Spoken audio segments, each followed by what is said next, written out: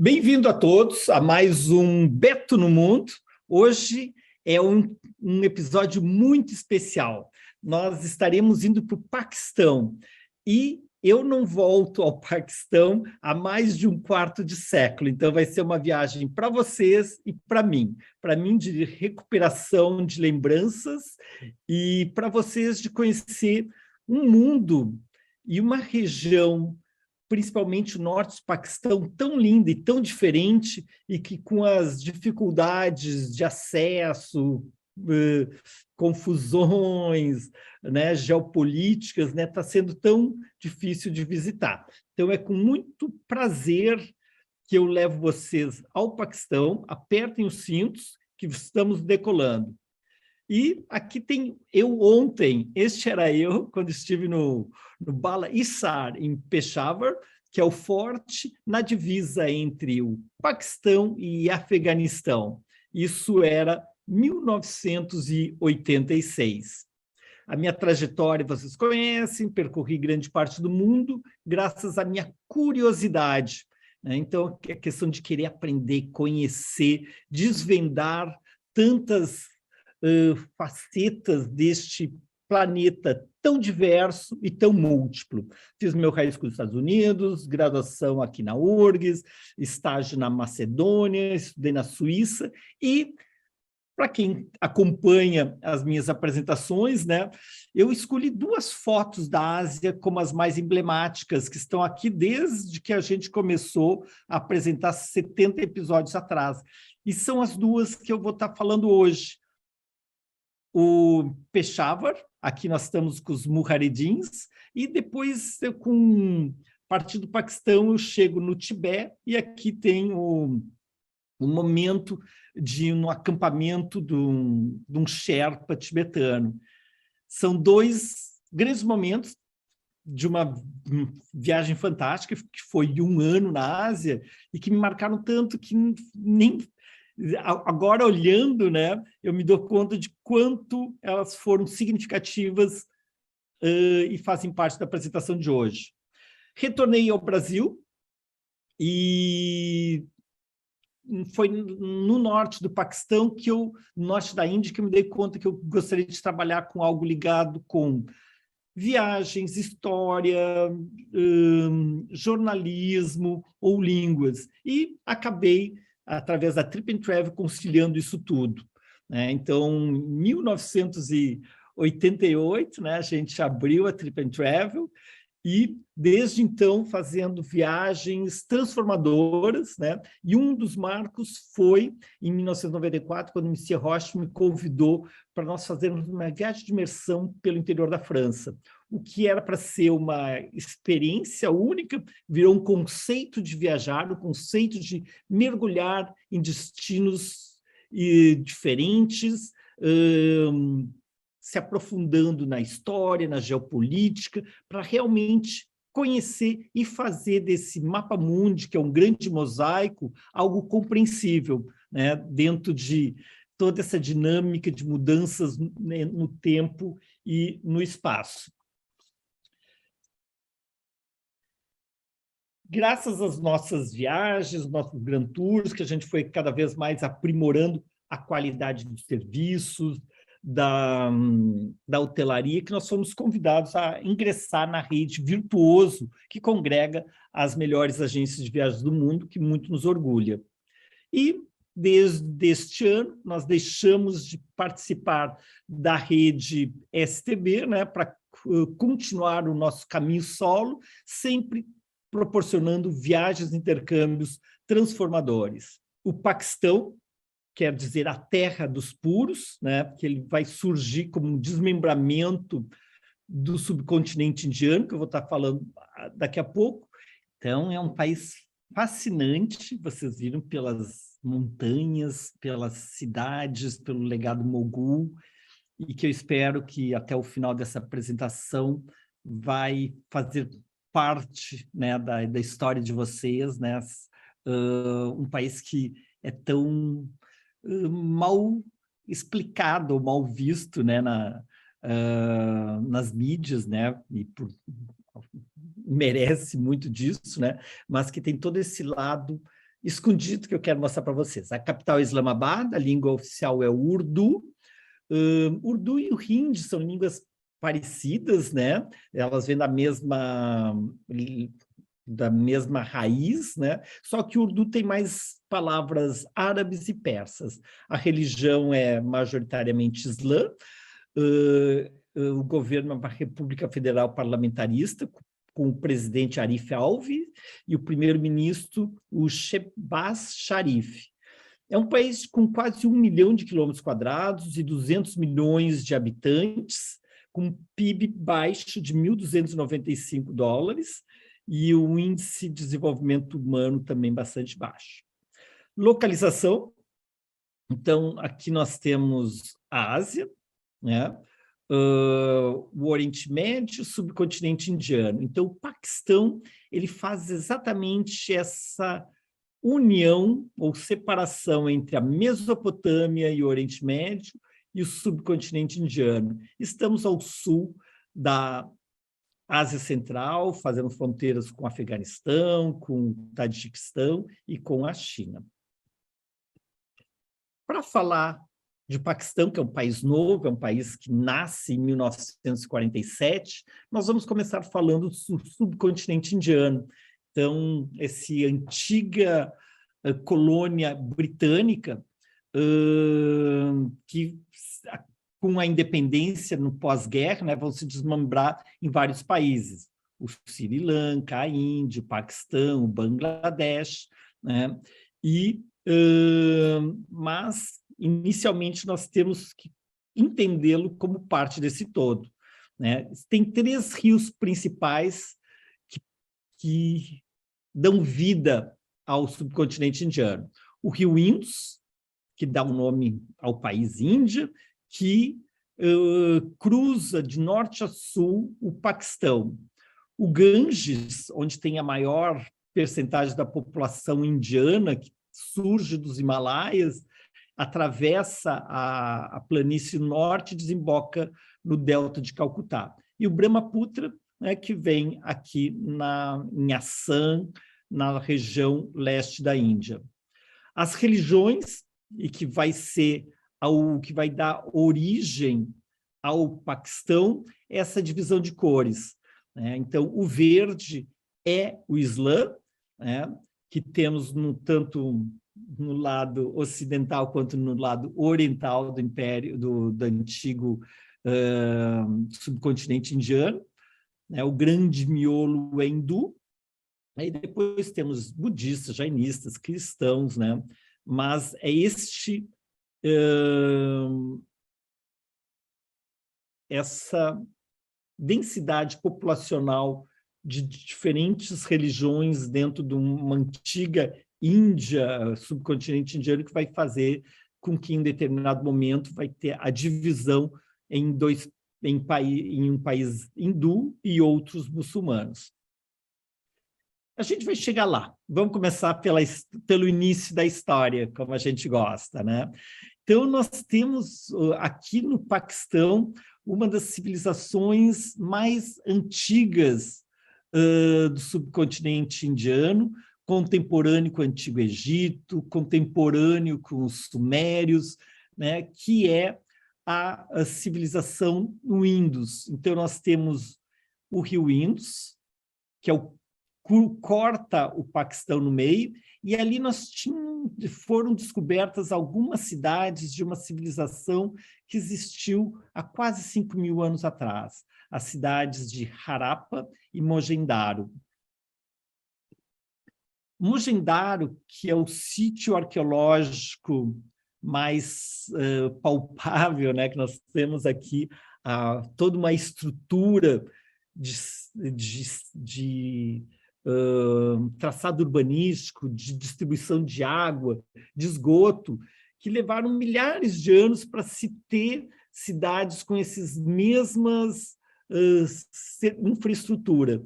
Ela fica na margem direita do rio Indus, e explorações arqueológicas nos anos 20 revelaram ser a maior cidade dessa civilização que se desenvolveu ao longo do rio Indus. Olhem só, Não sei se estamos com algum urbanista aqui presente, mas olha só que lindo esse traçado, um traçado planejado, retilíneo, né, organizado, e através desse traçado facilita nós termos a rede de distribuição de água e de águas servidas, né, com poços, templos. Essa é a incrível cidade Mohenjo-Daro, né? Ela cobre uma área de 300 hectares e, no seu ápice, deve ter abrigado uma população de 40 mil habitantes. Ela era murada, tinha um circuito de 5 quilômetros, e é considerada a capital, se imagina, por não ter se achado nenhuma outra cidade tão grande, a capital de um extenso estado. Não se sabe se Harappa era contemporânea, se veio antes, se veio depois, se sucederam ou se faziam parte de um mesmo momento histórico. E é patrimônio mundial da Unesco desde 1980. Passa-se meio 750 anos e nós vamos ter uma migração vindo aqui do platô iraniano, uma migração indo-ariana, que vão chegar no subcontinente indiano e vão trazer um legado. E o legado são os Vedas, livros sagrados compilados em torno do ano 1000 a.C. Então, aqui nós temos os Vedas escritos em sânscrito. São os textos sagrados mais antigos do hinduísmo, representam a mais antiga literatura de qualquer das línguas indo-europeias. Sucedendo os Vedas, nós temos, e que vai constituir a base cultural indiana, né, as grandes epopeias de Mahabharata, né, que fala da vida de Krishna e Arjuna, né, e o Ramayana do príncipe mítico Rama. Então, nós temos uma origem, né, das civilizações do Indus, vamos ter essas migrações indo-arianas que vão trazendo os Vedas e a religião hindu. E a primeira grande dinastia que vai ter, que é contemporânea aqui no Ocidente, que nós tínhamos Alexandre o Grande conquistando desde a Grécia, a Pérsia e chegando até a Índia, né, nós vamos ter o Império Maurya, que vão ser aqueles que vão deter o avanço de Alexandre, e o imperador mais conhecido é o Ashoka, que ele vai criar um estado budista, né? Então, nós temos, em 500 a.C., surge o Buda histórico, o Siddhartha Gautama, trazendo mais uma religião, uma filosofia, e que vai dominar inicialmente a Índia. Já na época do Império Romano e o Império Han na China, se desenvolveu ao longo da Ásia, chegando até a Europa, a antiga Rota da Seda, né? E que vocês veem aqui, ela vai cruzar do Afeganistão pelo Khyber Pass, chegando pelo Khunjerab Pass até a China. Então, nós vamos fazer hoje, com vocês, os passos de uma antiga rota comercial que foi o controle ou o grande eixo de transporte de produtos, conhecimento e pessoas, né, ao longo de milênios. Passa-se o tempo das areias do deserto da Arábia Saudita, surge mais um profeta, que é Maomé, e com Maomé a religião islâmica. E a religião islâmica vai se expandir para o norte da África, para a Espanha, como a gente já conhece, por toda a Mesopotâmia, e aqui no rio Indus. Então, a nossa área de estudo, que foi a base da civilização dos Indus, que fez parte do Império Maurya, né, que depois nós vamos ver que também esteve presente dentro do período helenístico, né, vai receber o Islã e vai, a partir daí, a partir do século VIII, né, estar ligada a essa linha de pensamento, essa linha religiosa até hoje. A partir do século VIII, com os Omíadas, né, até o século XIII, nós vamos ter contínuas invasões islâmicas. Os Omíadas, depois os Abássidas, e vai ser a partir desses povos já islamizados que eles vão conquistar Delhi, né, criando o Sultanato de Delhi em 1211. O Qutb Minar é o exemplo, né, desse resgate das origens do Islã há 800 anos atrás no subcontinente indiano.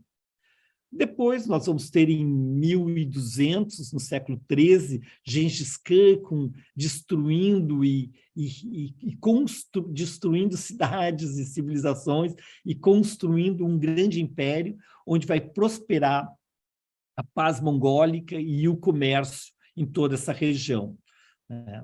No século seguinte, também um nômade descendente de Gengis Khan, Tamerlão, vai conquistar grande parte da Ásia, incluindo o nosso Paquistão. Ele vai reinar de 1370 a 1405. E aqui nós temos o Império Timuríade, que Tamerlão ele enfrentou os otomanos, enfrentou os mamelucos, conquistou a Horda Dourada, e essa parte, aqui temos o Indus, né? Toda essa parte do norte do Paquistão vai fazer parte desse império. Tamerlão vai ter um neto, que é o Lubeg, que vai dar um grande aprimoramento, refinamento com todo um legado persa, e cujos descendentes vão criar uma nova dinastia, que é a dinastia Mogol. Então, a dinastia Mogol do Babur, Akbar, Shah Alam, Jehangir, que está muito presente quando a gente estuda a Índia e que vai estar muito presente agora quando a gente falar de Lahore, né? Vai ser um século e meio de apogeu e de unificação na Índia sob uma civilização islâmica, que é a Era Mogul, né? Então, o Babur, né, ele vai implantar o Império Mogul, Akbar vai estender ao seu período máximo, e a partir da morte de Aurangzeb, começa o seu declínio, né? Então, o Império Mogol ele vai de 1526 a 1707, né, e chegou a dominar quase todo o subcontinente indiano. A gente vê aqui por cores, né? Então, nós temos na época do Babur, é praticamente aqui, ó, temos Cabul, Lahore, né? Então é parte do Paquistão e o Afeganistão. Então, o Império Mogul ele nasce no Paquistão, Afeganistão, depois com Akbar, o Grande, né, se estende por toda essa parte amarela, né, toda a região do Rio Indus, a região do Ganges, e, finalmente, Aurangzeb já vai levar até a pontinha lá de baixo. Então, nós temos uma unidade política, cultural, islâmica no subcontinente indiano, lideradas por essa dinastia turco-mongol, né, descendentes de Ulugh Beg, Tamerlão e, a longo prazo, seguindo na linha, né, desde Mongol. Falar um pouquinho deles, né? Então, o Babur, né, que ele funda a dinastia, é descendente direto de Tamerlão e Gengis Khan. O filho dele, ele vai ter um exílio na Pérsia, e ele vai trazer todo o refinamento da arte, da pintura, da escrita, das miniaturas, da arquitetura, que vai ser a marca desse império, desse jovem império. Aí nós temos Akbar, o Grande, né, na segunda metade do século XVI, né, ele cobriu grande parte do norte da Índia e vai desenvolver a arte e a cultura mogol, né, deixando um legado pluralista e de tolerância. Akbar, que inicia a construção aqui do Forte de Lahore, né, e que é contemporâneo do Forte de Delhi e de Agra, o Red Fort de Delhi, o Red Fort de Agra, nós temos aqui o Red Fort de Lahore. O seu filho, Jehangir, né, ele tem a sua tumba em Lahore, então vocês percebem, né, de como Lahore foi importante para esse império que foi o último império antes da chegada dos britânicos. Shah Alam, vocês conhecem bem, em função da obra monumental e de extrema delicadeza que ele fez para sua esposa, Taj Mahal, né? Então, a Mumtaz Mahal, ela teve 13 filhos com o Shah Alam, morreu no parto, 14º, e para ele dedica o seu mausoléu, o Taj Mahal. O filho dele, né, Aurangzeb, ele vai estender o Império Mogol a quase todo o subcontinente indiano, e ele persegue a população hindu, com isso vai facilitar, ele vai ter grandes linhas de inimizades, e com a morte dele, começa o declínio. Então, vocês veem aqui o Império Mogol no século XVI, no século XVII, e no século XVIII, 1707, era imenso, né, quando Aurangzeb morreu. E 67 anos depois, ficou reduzido ao entorno de Delhi. E nessa época, um outro poder surgiu, que era as Companhias das Índias Orientais. Com a queda do Império Mogol, o subcontinente indiano retomou essa colcha de retalhos dos seus estados principescos. E chega, então, os britânicos com o intuito comercial e vão achar um território todo fragmentado, e eles são craques nisso, né, de dividir para poder governar, e vão né, ao longo do tempo, né, ampliando a sua influência comercial e depois política, né?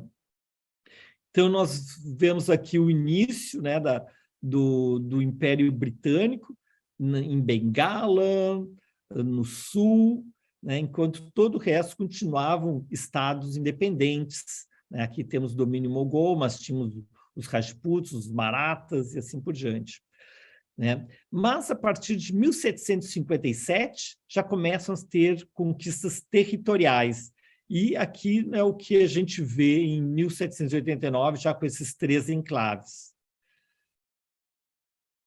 Passa-se um século e nós temos todo o subcontinente sob domínio britânico.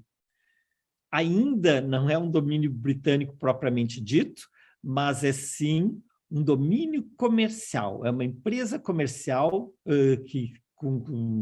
representando os interesses da coroa, mas com total liberdade de ação, né, e que vai crescendo de 1764 até 1857, nesse primeiro século, quando, em função do grande motim de 1857, onde se rebelaram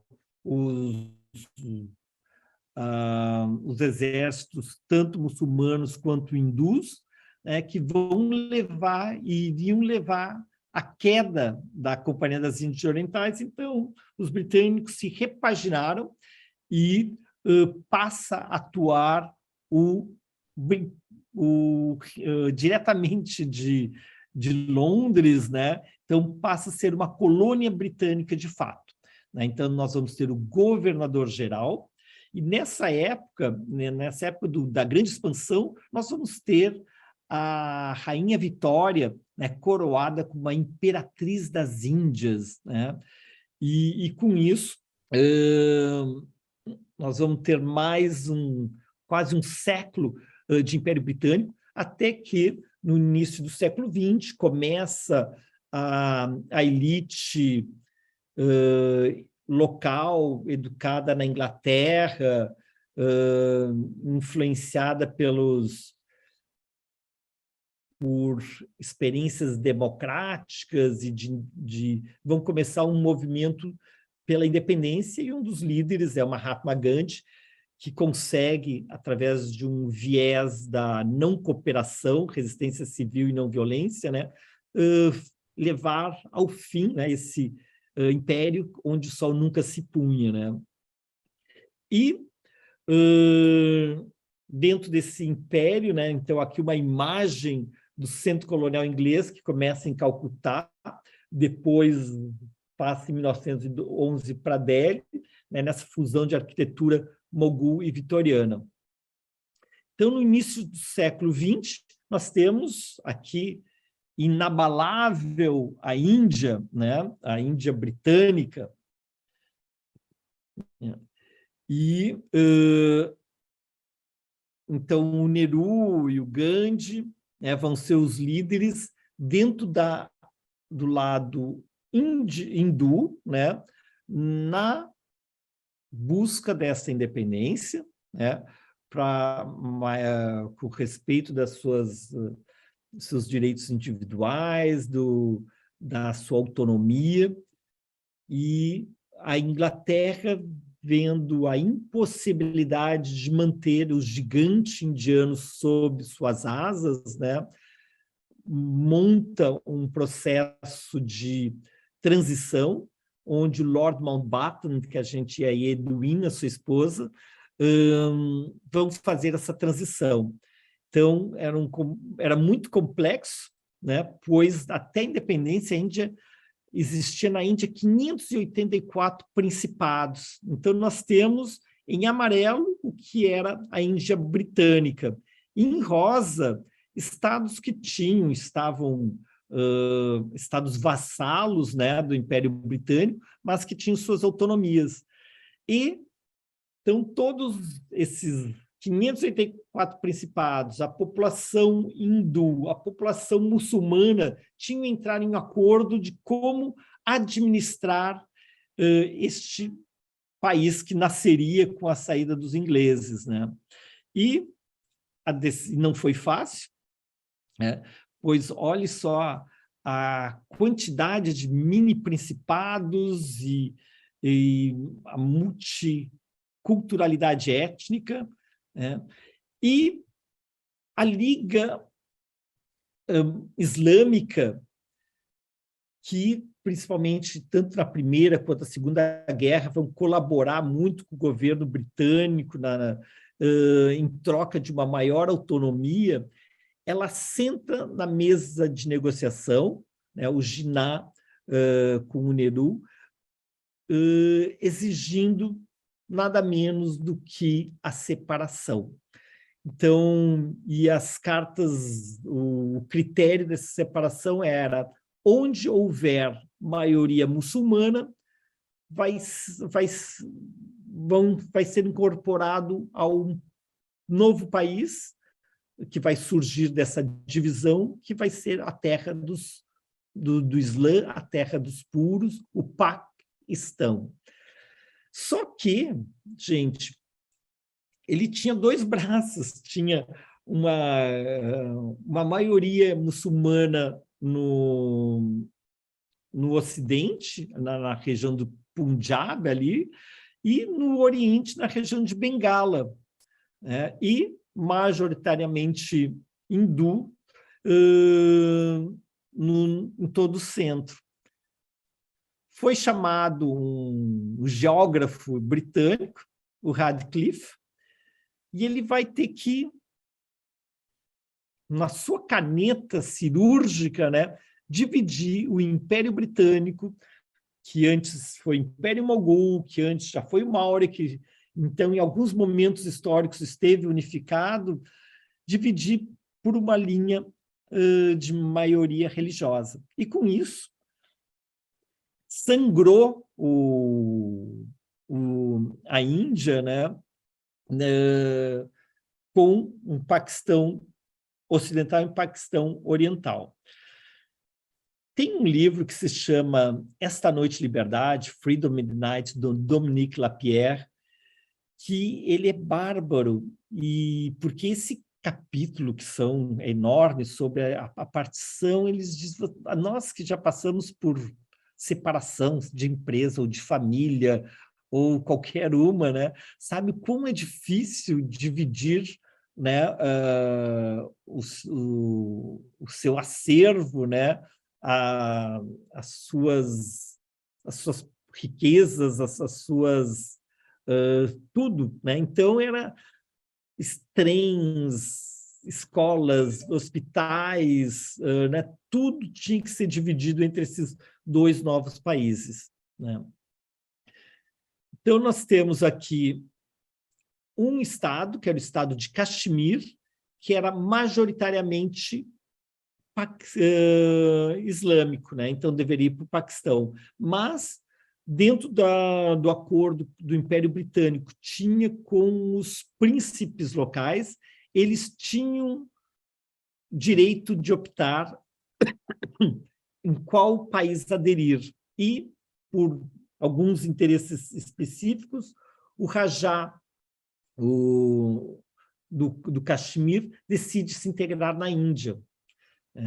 Então, já no nascimento do país, nós vamos ter uns conflitos, e antes disso nós vamos ter uma enlouquecida migração interna, com em vermelho os hindus, né, saindo de áreas que iriam ser do Paquistão, indo para a Índia, que poderiam estar lá há muitas gerações, né, e muçulmanos que estavam no na parte do que vai ser a Índia, né, indo para o que será o Paquistão. Foram 12 milhões de refugiados, então, na época, foi o maior movimento humano até então, né? E nessa da travessia e tendo que deixar suas casas, e se tu era um hindu que estava no Paquistão, mas que estava bem, né, teus vizinhos iam começar a te infernizar até que tu vai embora, e nisso, então, houveram 200 mil mortes em conflitos étnicos religiosos, nessa grande migração de 1947, no nascimento dos dois países, a Índia hindu e multi-religiosa, né? Porque nós temos budistas, jainistas e muçulmanos. 15% da população da Índia até hoje é composta por muçulmanos, né? E nos dois lados o Paquistão. Então, o grande líder para o Paquistão, né? E mal visto pelos indianos, né? O que levou a essa divisão, né, do país, é o Muhammad Ali Jinnah. Ele estava na Liga Muçulmana da Índia, né, desde 1913 até a independência do país em 1947, e ele morreu logo em seguida, né, então tem críticas em relação a isso. Ele sangrou o país e nem viu o seu novo país andar, né? A bandeira do Paquistão é a bandeira da Liga Muçulmana, e mais essa tarja branca, né, que seria um sinal de tolerância com outras crenças. Aqui a disputa territorial entre a Índia e o Paquistão pela Caxemira, né? Então, é a história que eu já contei, né, que o líder da Caxemira opta por entrar no Paquistão, ficarem ligados à Índia. E, com isso, nós temos a Caxemira dividida. 43% da Caxemira está sob domínio indiano, outros 37% sobre o domínio paquistanês, e nessa briga a China aproveitou e deu suas mordiscadas, né? E daí nós temos mais 20% sob domínio chinês. É uma situação super difícil, né? Então, já tiveram 3 guerras, né, entre a Índia e o Paquistão, em 1947, logo na independência, em 1975 e 1999. E, desde mesmo hoje, né, continua com um movimento separatista, né, onde o Caxemir quer se separar da Índia, e da mesma maneira que a gente conhece a história em outras partes do planeta, né? E provavelmente, se ele se separasse, depois ele seria anexado ao Paquistão. Em 1971, também por questão que era muito difícil, né? Um Paquistão oriental, né? Tão longe do centro do poder, ter os mesmos direitos e vantagens, né? Que eles acabam optando por ficar independente. A Índia os apoia, e desde 1971 nós temos, então, o Bangladesh como um país independente do Paquistão. Falando de alguns personagens para vocês, o Ali Bhutto foi o líder do Partido Popular do Paquistão e governou de 1971 até 1977. A filha dele, que seguiu o legado político, a Benazir Bhutto, eu tinha uma amiga que em Londres conheceu a Benazir Bhutto na juventude, né? Uma mulher extremamente inteligente, e ela vai ser primeira-ministra em 2 ocasiões, entre 1988 e 1996, e foi a primeira mulher a ocupar cargo de chefe de governo de um país de maioria muçulmana. Dentro dos jogos de interesses e as disputas políticas, ela acaba sendo assassinada em 2007. Quem quiser saber mais sobre essa história, Benazir Bhutto, A Filha de um Destino. Além de Mabala, em 2011, o ex-líder da rede terrorista Al-Qaeda, Osama Bin Laden, ele estava escondido no Paquistão, em Abbottabad, próximo da capital Islamabad.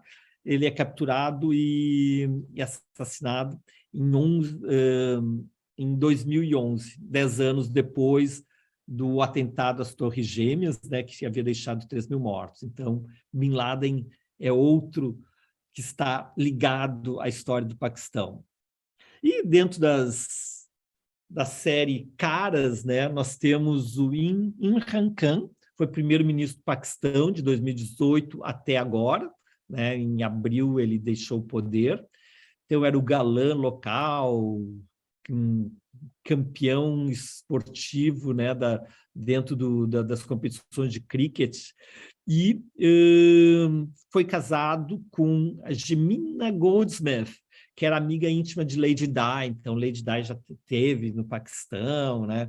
Então, esse é um personagem de Caras paquistanês. Então, avançando, vamos conhecer o Paquistão, né? Então, a maior cidade é Karachi, aqui embaixo, né? Mas que nós não vamos visitar dessa vez, nós vamos nos concentrar nessa região do norte. O verde quer dizer montanhas muito altas, né? Então, nós vamos hoje percorrer uma região onde nós temos 5 dos picos com mais de 8.000 metros, entre eles o K2, que é o segundo maior pico do mundo. Essa região é encontro de 3 cadeias de montanhas, o Hindu Kush, Karakorum e Himalaias. Divisão política do Paquistão, nós temos o estado do Punjab, onde temos Lahore, o estado de Sindh, com Karachi, o Baluchistão, meio que terra de dos westerns, né, aqui do Baluchistão. Esta região, que é a região tribal, onde tem Peshawar, e a região sob dominação, sob controle indiano, e aqui no norte, a região mais linda que vocês vão estar visitando hoje comigo. Os grupos étnicos, então, nós temos os Punjabis, os Sindhs, né? Os Pashto, que é aqui em Peshawar. O que nos interessa é os Punjab e os Pashto. E depois temos toda uma parte de tribal lá em cima. Então, minha história no Paquistão. Como é que eu cheguei no Paquistão? Me pergunta a Karen. Karen, eu te digo, tudo começou lá no Caxemir. Nós estávamos nessa bela cidade de Srinagar, estava terminando o nosso visto indiano, a gente já estava há 6 meses na Ásia, e eu falei para a Alejandra, Ali, olha aqui, nós estamos do lado do Paquistão, por que a gente não vai para o Paquistão e daí já refazemos o visto por mais 3 meses, né? E acabou sendo o início dessa viagem, né, que vai nos levar ao maciço de Pamir, o topo do mundo, o ponto de encontro dessas montanhas do norte do Paquistão. Mas, enquanto isso, nós estávamos lá em Srinagar, ficando nas houseboats, admirando as montanhas, né, vivenciando o encanto da Caxemir do lado indiano, né, que foi muito, muito legal. E daí, nós tivemos de deixar aqui a nossa casinha e disse, vamos atravessar. E daí que a gente viu que não dava para atravessar. Isso aí tinha área de conflito, com terra de ninguém, área desmilitarizada entre o lado indiano e paquistanês, e para ir para o Paquistão nós temos que fazer um longo caminho. Então, antes de fazer esse longo caminho, nós fomos para as montanhas, né? Então, esse Caxemir montanhoso, com os picos nevados, que lugar bem lindo, né? Quero conhecer como é que é lá do outro lado, né? Então, aqui em Gulmarg, tem centro de esqui, era o centro de refúgio dos ingleses durante o verão, né, para fugir das altas temperaturas, eles vinham aqui para Gulmarg, né, e hoje nós temos o maior centro de esqui aqui do Caxemir. E, então, nós estávamos aqui em Srinagar, para atravessar para aqui em Islamabad, provavelmente eram uns 200 quilômetros, mas não tem como, só existia um ponto de entrada, que era aqui em Lahore, então nós tivemos que descer 800 quilômetros para subir outros 800 quilômetros. Então, voltamos para Delhi, então já estava nas vésperas de terminar o visto, pegamos o trem em Nova Delhi, atravessamos o Punjab indiano até a cidade de Amritsar, e, a partir daqui, o trem era todo fechado, né, porque nós estávamos entrando numa área de conflito entre esses dois países, né? Amritsar, que é a capital, é onde tem o templo sagrado dos Sikhs, né, que funciona aqui como um estado tampão, né? Nos levou até o Punjab, do lado paquistanês. O Punjab é a região mais fértil do Paquistão, ele é cruzado por 5 rios tributários do Indus, né? E com isso é chamado o celeiro do Paquistão. Existem 2 Punjab, o Punjab indiano, aqui com Amritsar, e o Punjab paquistanês, que nós vamos chegar em Lahore. Gente, essa chegada em Lahore era assim uma loucura, né? Então, abre-se as portas, sai aquele mundo de gente, né? Então chegamos num novo país, né? Então, depois de, sei lá, 8 meses, nós estávamos na Ásia, chegamos no Lahore apenas para seguir em direção a Islamabad, que é a capital, e renovar o visto e voltar para a Índia. Mas, como a gente sabe, tudo pode acontecer. Então, aqui nós estamos em Lahore, junto às margens de um rio, né, que desemboca no Indus, que é o eixo de vida do Paquistão em termos de agricultura.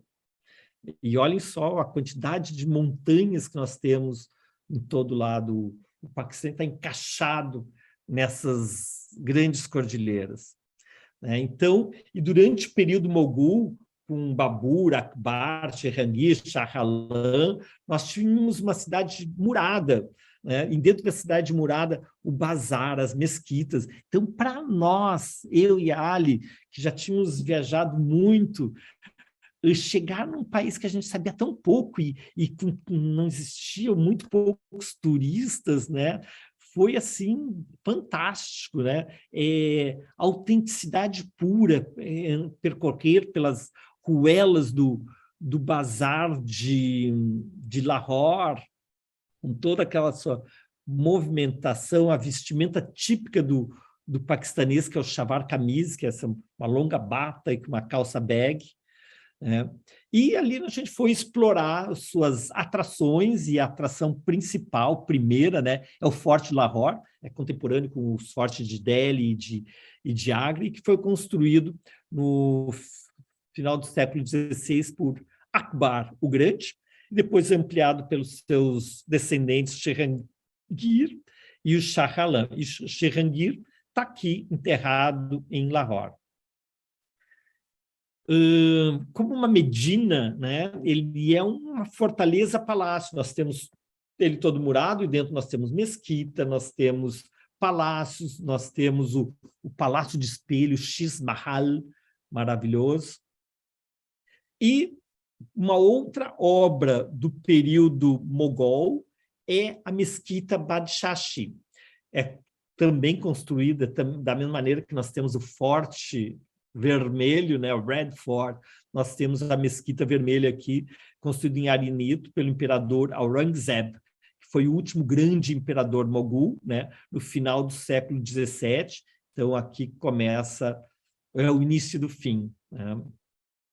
Então, ela está às margens do rio Ravi, que vai desembocar no Indus, e ela tem as suas origens lendárias, né, lá no Ramayana, que é o grande epopeia hindu, né?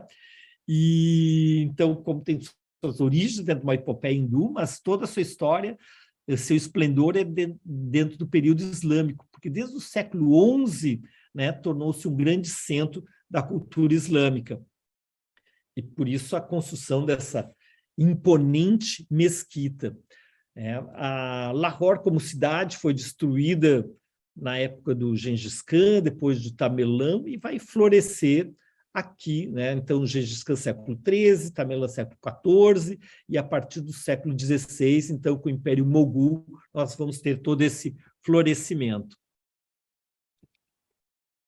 É muito lindo essa mesquita. E a tumba dos grandes imperadores mogul, a tumba de Jahangir. Então, toda essa arte, o refinamento persa que a gente vê na arquitetura mogul, e da sua amada esposa Nur Jahan. Temos também os Shalimar Gardens. Eles foram construídos, esses jardins, uma área de 32 hectares, pelo imperador Shah Alam, que é o marido de Mumtaz Mahal, do famoso Taj Mahal.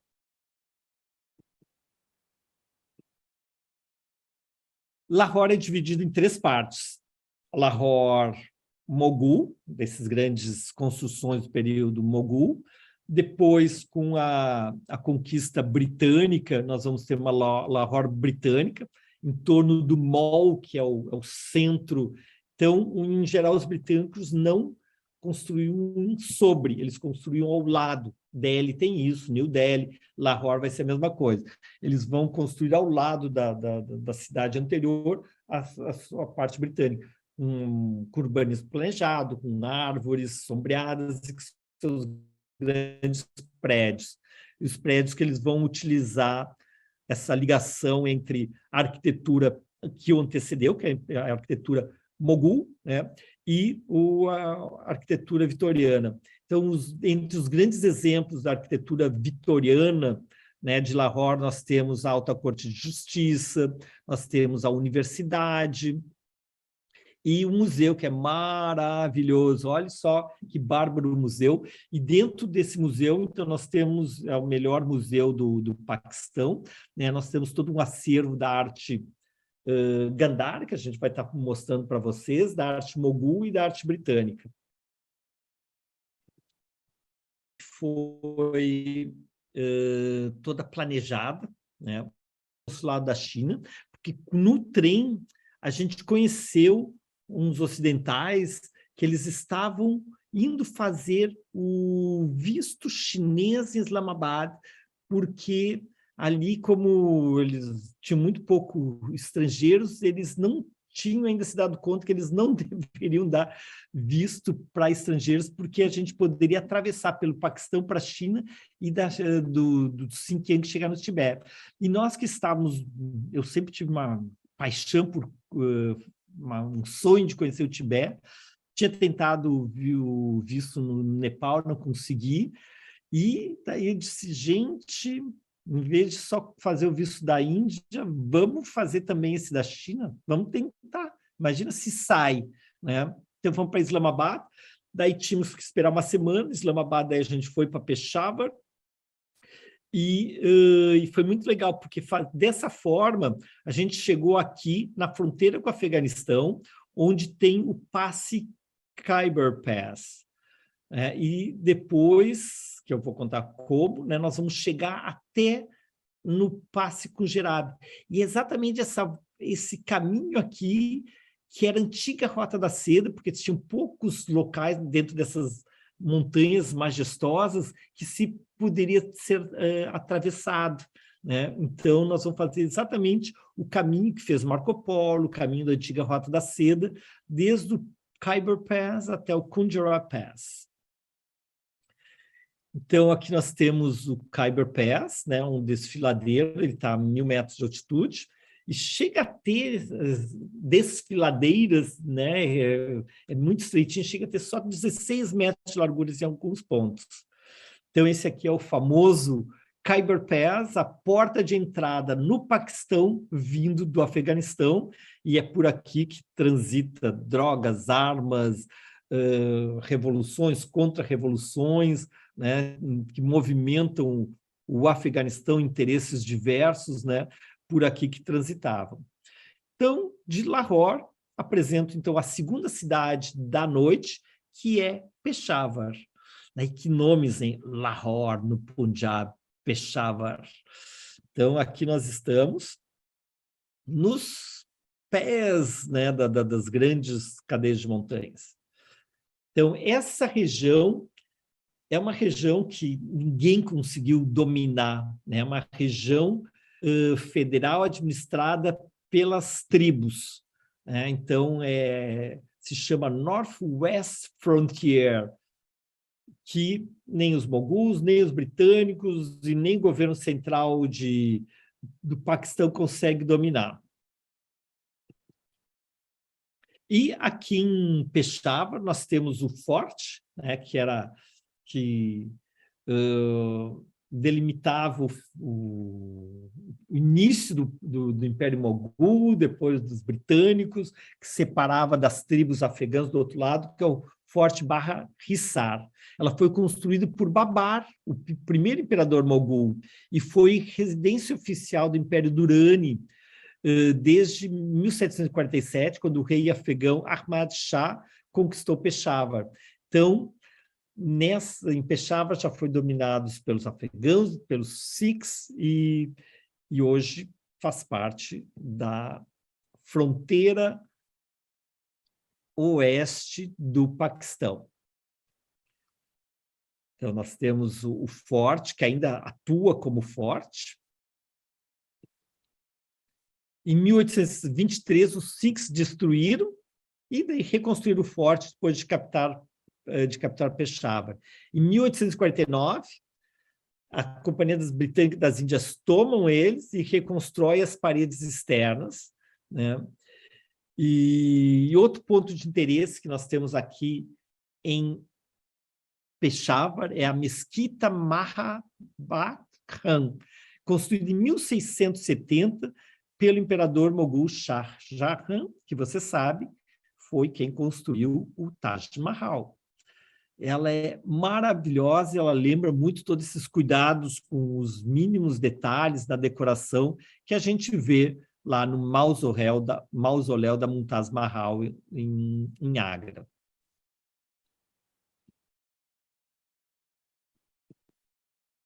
Mas eu gosto das ruas, da movimentação, e o bazar de Peshawar era assim, simplesmente uma loucura. E tu não vê mulheres, né? As mulheres, né, elas usam, respeitam a burca total. Essa região da Northwest Frontier é a região mais conservadora, mais tradicional do Paquistão. Malala, né, o Prêmio Nobel da Paz, é dessa região, né, lutando pelo direito da educação das meninas, né? E aqui tu vê, tenta achar uma moça, não tem ninguém, né? As que tem é que estão cobertas. E aí tentei achar esse meu chapéuzinho aqui, eu tenho um chapéu paquistanês, não sei onde eu guardei. Então, nas caminhadas ali pelo bazar, que a gente... E era durante o mês do Ramadã, aquele mês do Ramadã em que não se pode comer nem do nascer ao pôr do sol. E daí era uma loucura, né? Porque tu tava lá no hotelzinho, né? E era 4 da manhã, o pessoal tudo acordado, fazendo uma baita a cozinha, o refeitório, tudo, porque daí a hora que saísse, começava o sol, né? Então daí eles não podiam mais comer até o final do dia. Então, aqui a gente vê uma mulher de costas usando a purda.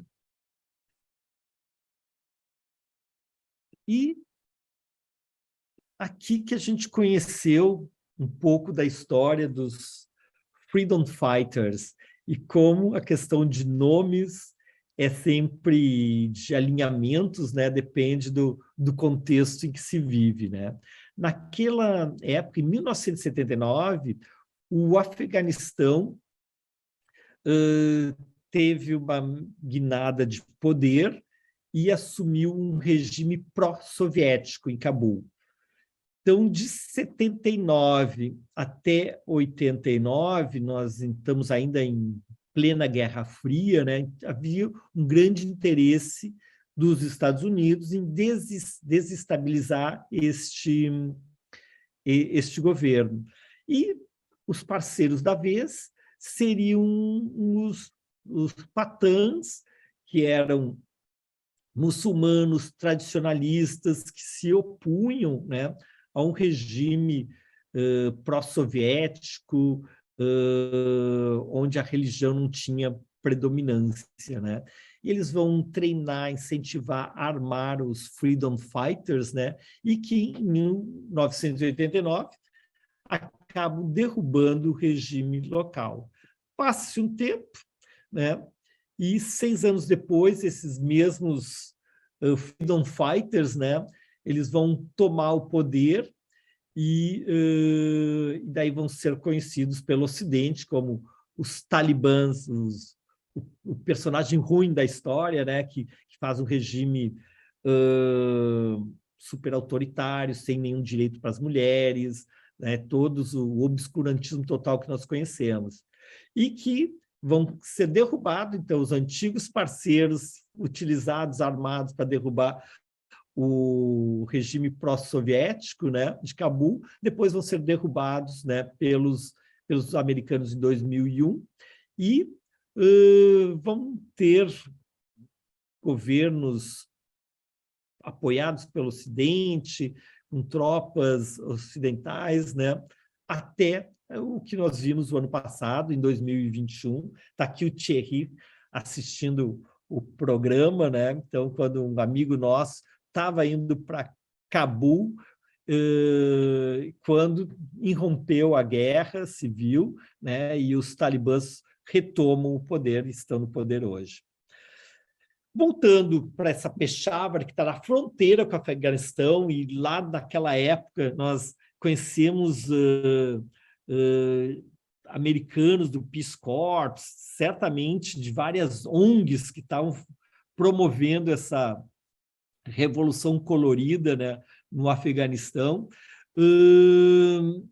Eu me encantei com o pequeno museu de Peshawar. O Museu de Peshawar, ele tem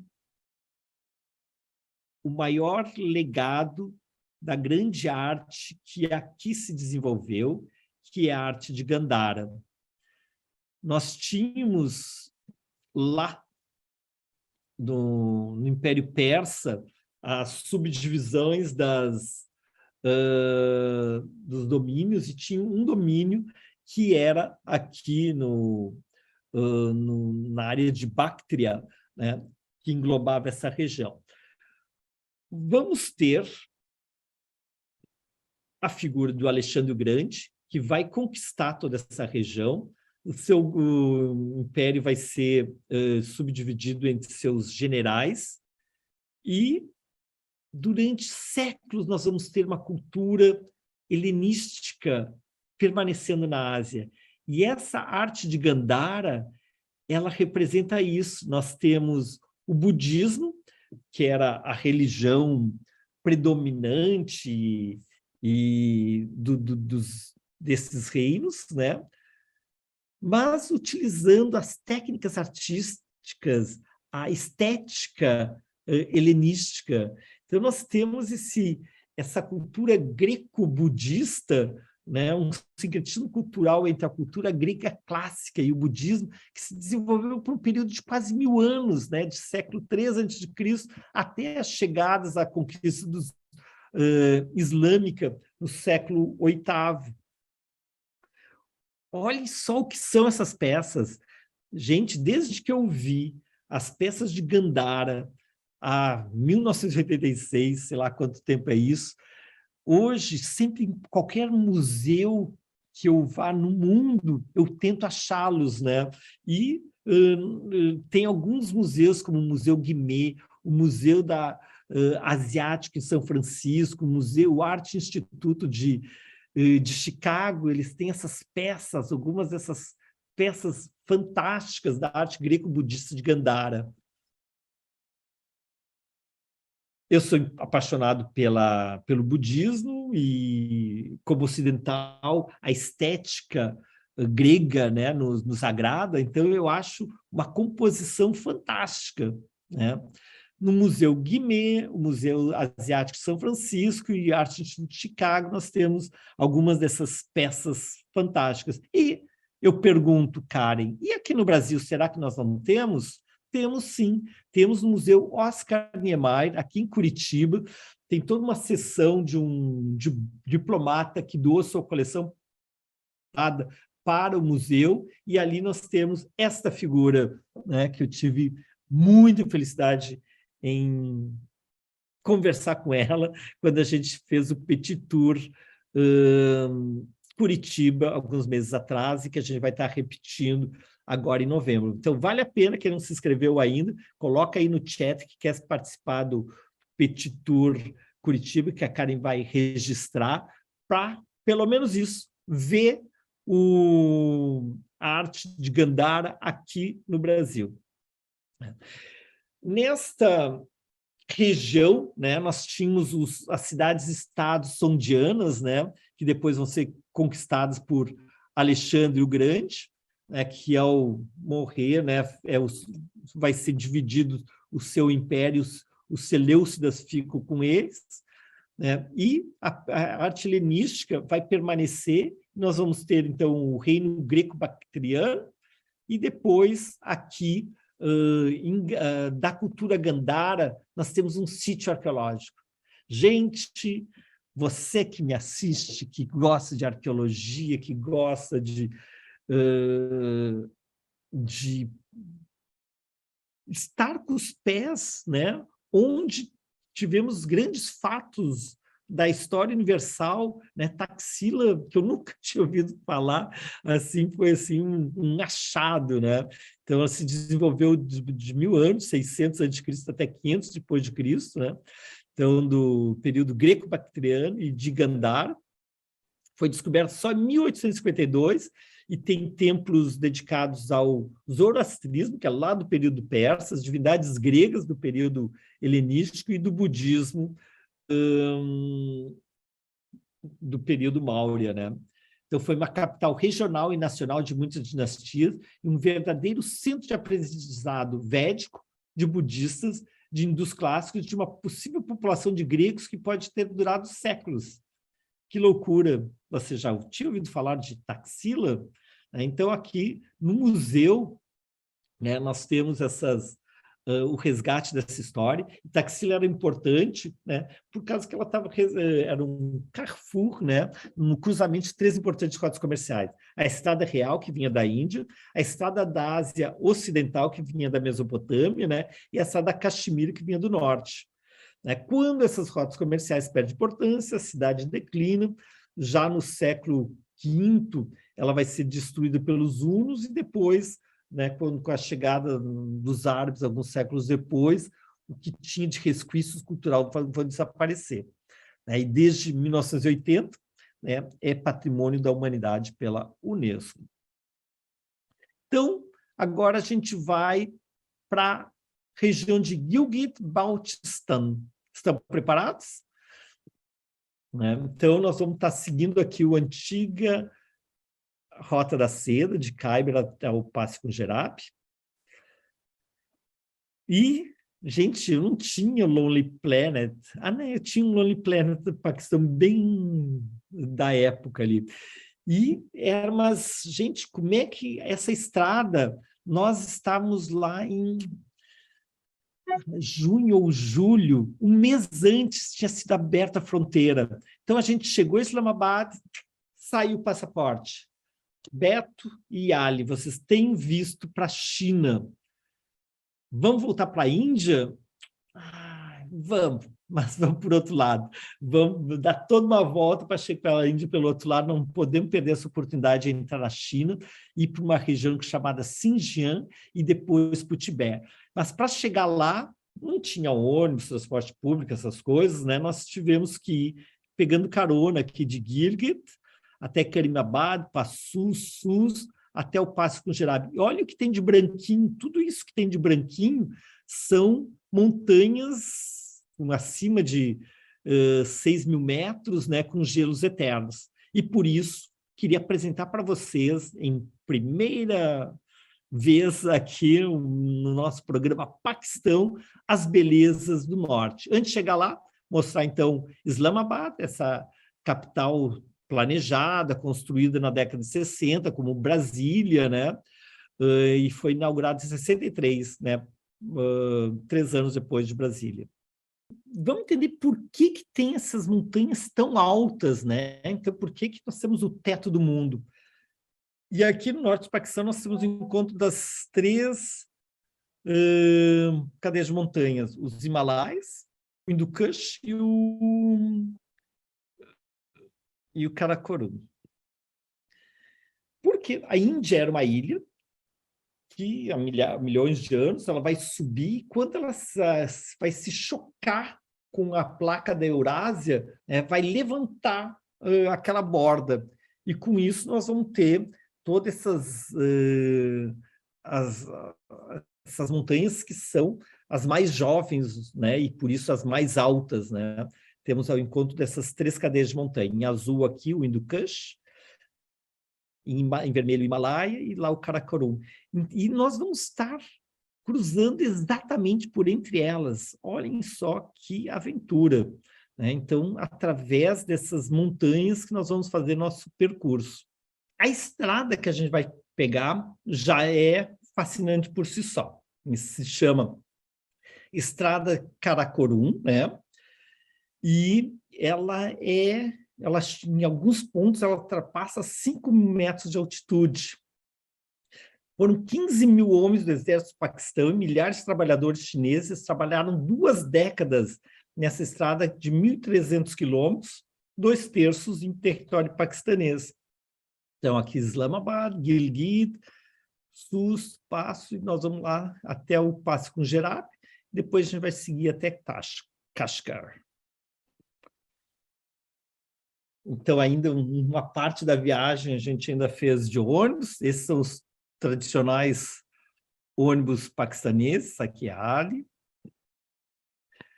e subindo, né? Então, em 1982, foi inaugurado o seu trecho paquistanês, em 1986, concluído o trecho chinês, e daí naquele mês, né, que estava sendo inaugurada essa estrada, nós fizemos essa travessia. Olha só o que é de extremamente bela a região de Gilgit, com seus álamos, com seus rios, as suas montanhas, né? E aqui é o centro comercial da região norte do país, o entreposto comercial da antiga Rota da Seda, e que por aqui também se propagou o budismo, que chegou no Afeganistão, em Bami, naqueles famosas caras de Buda, né? Depois chega até a China. Foi muito legal que aqui nós ficamos acomodados numa casa onde tinha 2 mulheres, né? E o marido era poligamia, e com várias crianças. Então, dentro, eu não havia, mas a Ali me contava, né, que dentro daquele mundo opressor, né, da invisibilidade feminina, aquelas mulheres, naquela experiência que a Ali teve, né, elas pareciam super parceiras, né? Então se faziam companhia, né? Então, dentro desse domínio familiar, né? Daí depois, quando a gente esteve no Tibete, a gente ficou numa tenda com um nômade, 2 nômades, 2 irmãos que tinham a mesma mulher, que era a poliandria, né? E também os dois tratando os guris, né, como é que sabe se tu é pai ou se é tio, né? Então, o que é certo, né? Poligamia islâmica, poliandria tibetana ou a monogamia judaico-cristã, né? Tudo é sempre questão de contexto. E aqui em Gilgit, então, através desses canais de irrigação, trazendo água das montanhas, né? Eles conseguiam ter esses campos super férteis. Então, daí a gente foi subindo de Gilgit em direção norte. Nessa região, você sabe que quanto mais pontiaguda a montanha, mais jovens, né? Então, olha só o que é de pontiaguda essas montanhas. Daí a gente chega no antigo reino de Hunza, na cidade de Karimabad, que só nos anos 70 passa a ser incorporado à República Paquistanesa. Até lá, era um principado independente, a Shangri-La paquistanesa, de um reino perdido no meio das montanhas. Daí, conforme a gente vai subindo, né, vai ficando menos vegetação, né? Aqui nós estamos... Então, o Paquistão, naquela época, né, era o grande paraíso dos montanhistas, né? Da mesma maneira que se ia para o Nepal, para o Tibete, né? O Paquistão, os grandes desafios dos montanhistas é o Paquistão, né? E do outro lado é o Quirguistão, que a gente vai estar visitando a semana que vem, né? Então, essa Karakorum foi uma grande obra de engenharia, enfrentando todas essas dificuldades, né, de terreno, essa ponte, né? Gente, foi uma das... não essa, uma outra que a gente teve que atravessar. Eu me deitava, eu me rastejava de medo, de pavor de cair lá embaixo, né? Era muito... As tabuinhas, como vocês estão vendo aí, são muito esparsas. E outra o rio que a gente teve que atravessar era tipo uma balsa, né, a pele inflada de algum animal, né, atravessando as corredeiras. Mas em termos de beleza, assim, ainda mais ser surpreendido, porque a gente não sabia o que esperar, né? Essa aqui é a Karakorum Highway cortando, né? Atravessando os mais diferentes cenários, né?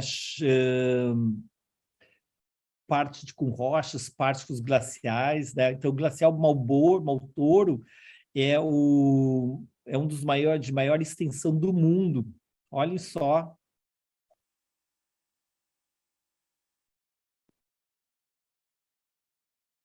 Mas é lógico que a gente teve alguns problemas de percalço, né?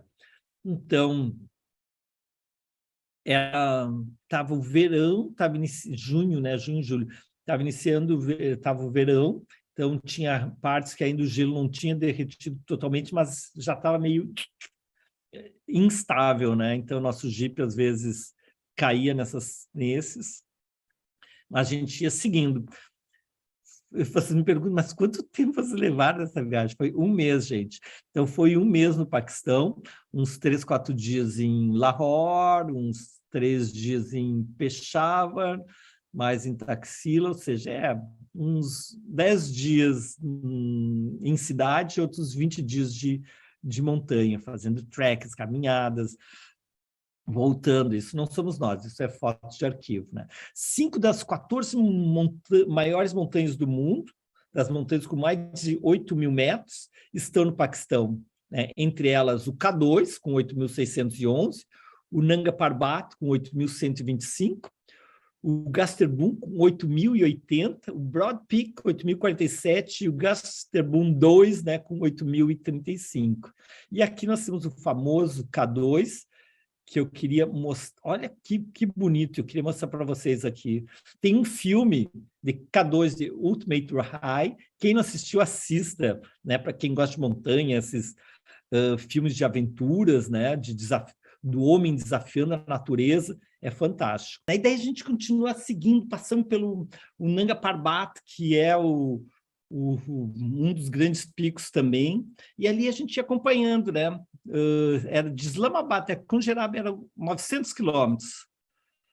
Daí, então, e o meu pico predileto é o Hakapush. Então, aqui vocês têm de Gilgit até Unza, um dos trajetos mais bonitos, né? E essa era a vista, e a gente ficou acampada aqui na frente, e todo dia a gente acordava aquela parata. Parata é tipo um chapati, né? Aquele pão do subcontinente indiano, com damascos, né? E olhando aquele mundo, e diz, gente, ontem eu não sabia que o Paquistão existia, que Unza ia ser a minha cidade predileta, que Hakapush ia fazer parte da minha vida, e eu estou aqui.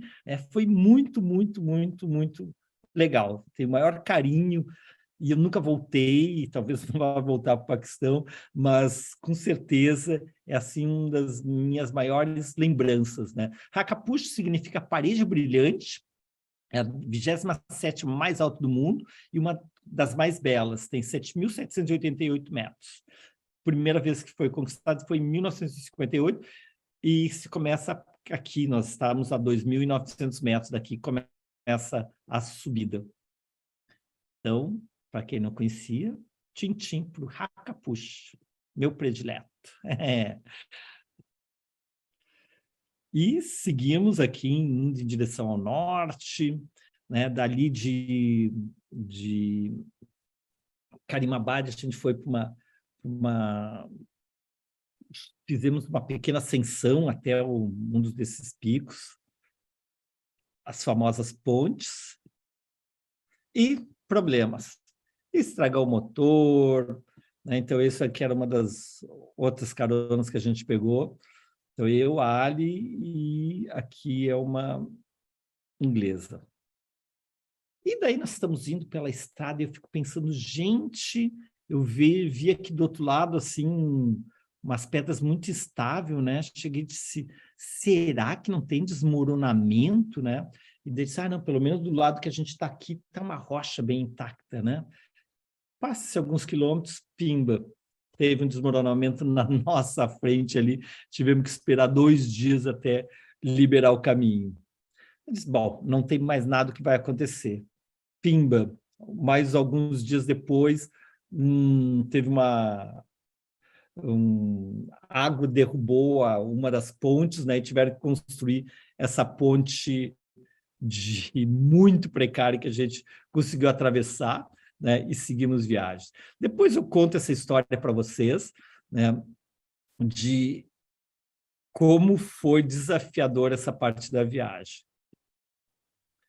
Né? Uma história longa ali, mas esse era o caminhão. Como você sabe, eu tenho uma tia que se chama Tia Rita, e a Tia Rita sempre reza para mim. Naqueles dias eu estava tentando falar com o Brasil, não conseguia, né? Tive um certo desconforto, a gente pegou carona com um caminhão azul, né? E daí quando parou em algum lugar, a gente, ali não está afim de seguir com eles, né? Daí a gente agradeceu e disse, a gente vai ficar por aqui, vamos fazer umas caminhadas. Daí no dia seguinte, quando nós pegamos uma outra carona, o nosso caminhão estava aí. Bom, chegamos quase na fronteira.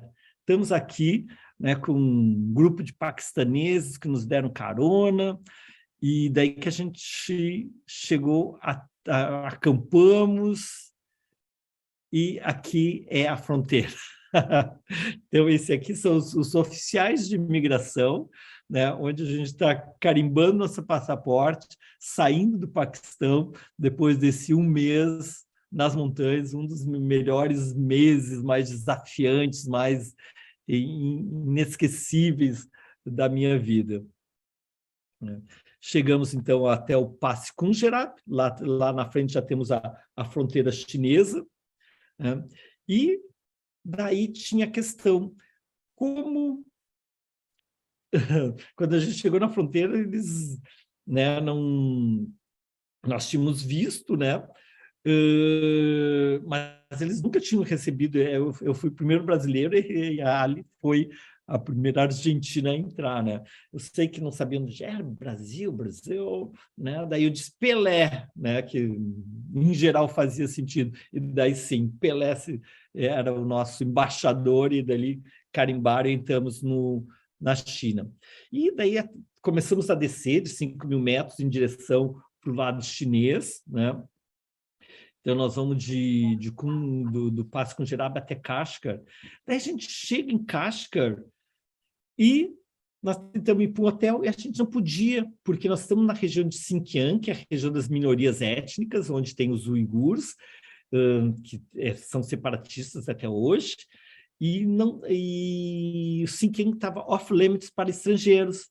Então, como nós entramos, mas o hotel não queria se complicar, então a gente não podia se hospedar. Então a gente acabou ficando em hospedagem clandestina, e depois, quando a gente tentou sair de Kashgar, a gente não conseguia comprar, porque nós não podíamos ter entrado lá, e eles não podiam nos vender para sair, né? Então, uma situação kafkaniana, até que falsificamos documento, uma carteira de estudante chinesa, né? E daí estamos aqui embarcando nesse Superbus para 4 dias de travessia de Kashgar até Urumqi. E de Urumqi vamos contornar todo esse deserto, que é o deserto de Taklamakan, para finalmente chegar em Lhasa. Então, bem rapidinho, que não é o tema da nossa coisa, mas só para complementar, chegamos em Turfan, a parte final da Grande Muralha da China, as dunas de Golmud, entrando no Tibete, também um outro passe de 5.010 metros. Finalmente estamos aqui aos pés do Potala. E estamos aqui na live Beto no Mundo, e aos pés do Potala, no Vale de Lhasa. E de lá a gente... De lá a gente vai pegar um guardanapo de alguém que a gente conheceu num restaurante, e vamos fazer um traçado de como chegar até o Monte Everest. E daí a gente vai fazer esse trekking de 7 dias até o Chomolungma-Pheng, que é como é chamado o Everest. E de lá a gente se despede, então, dos Himalaias, e vamos descer em direção ao Nepal. E com isso, o Nepal, que tinha sido nosso ponto de partida, que é para onde a gente queria fazer o visto para chegar no Tibete, nós vamos ter que dar toda essa volta de quantos metros, quantos quilômetros mesmo, gente? Quem prestou atenção? Aqui, eu não falei, eu só mostrei. 7.400 quilômetros, né? A gente levou 3 meses, né, para fazer essa travessia de Kashgar até o Katmandu. Nada como ter tempo de ser jovem, né? Então, foi bárbaro esse meu ano sabático por causa disso, né? Então, com isso, terminamos o Paquistão, a região do Xinjiang, do Tibete, o melhor trajeto da minha história do meu ano sabático na Ásia. E com isso a gente termina a apresentação de hoje e convida vocês para a próxima, a Inglaterra do rei Carlos III. Então, o nosso próximo episódio, no dia... Onde é que está aqui a data? 31 de outubro. Então, a gente vai passar esse mês fora, vamos ir para a Ásia Central e, na volta, a gente vai estar aqui de novo com vocês. Então, boa noite e... Helenita, o que tu achou dessa história, hein? Pode liberar o microfone aí. Eu achei incrível. É só vendo mesmo essas tuas descrições e tudo que tu falas, porque eu não iria jamais, obviamente, nem que eu tivesse 20 anos, como tu tinhas naquela época, né? Então, para mim, é muito interessante ver isso, sabe? Porque é conhecer, né? Uma coisa que eu, por experiência pessoal, jamais iria, naturalmente. Muito legal. Ô, Lenita, sabe que eu entrei no turismo em função quem for vintage, que nem nós, deve se lembrar, que era os programas do Hernani Bez, Viajando com a Guaíba, né? E daí o primeiro programa que eu apresentei foi esse. Daí ele acabou me convidando para eu ser produtor e depois acabou me convidando para abrir uma agência de viagens, que eu acabei entrando na área de viagens, não com ele, mas em função disso, né? E a primeira vez que ele falou foi isso: disse, é ótimo o Betinho vir aqui, nos mostra esses lugares para a gente não ter que ir.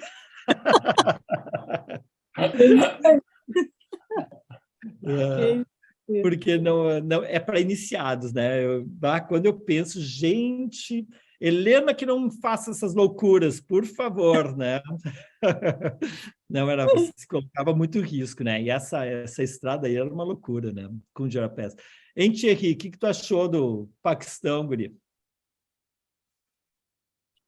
Tem que liberar o microfone aí, Thierry. Está liberado agora. Liberou. Olha, Beto, falei para a Karen no início eu não tinha entrado ainda, eu disse para ela que eu cheguei à conclusão que tem sonhos que foram criados para não serem realizados. E eu tenho a sensação que Afeganistão e Paquistão faz parte desses sonhos que não vão acontecer, tá? O Paquistão nem tanto, mas o Afeganistão a gente andou meio perto, o Tortman andou muito perto, né? Mas eu vou seguir sonhando, de repente vai dar para fazer, apesar da idade, né? Apesar da idade, porque fazer Karakoram com essa idade eu acho complicado. Mas... Não, e como é bom a gente ter alguns períodos da vida em que se possa fazer isso, né? Não ter compromisso com tempo, com família, com dinheiro, né? Porque não tinha o que gastar, né, gente? Não era nem milionário, não tinha o que gastar, acampava, pegava carona, comia o que tinha, né? É muito legal. É um pouco cultural, assim, né? Pelo menos eu sou um pouquinho mais velho que tu. No meu tempo era Estados Unidos, era para onde se ia, assim. A minha primeira viagem para o exterior foi para os Estados Unidos. E lá eu fiz da costa leste à costa oeste de carona, tá? E fazendo voos baratos que hoje nem existe mais, enfim. Que era stand-by, a gente embarcava se tivesse lugar, se não tivesse, não embarcava.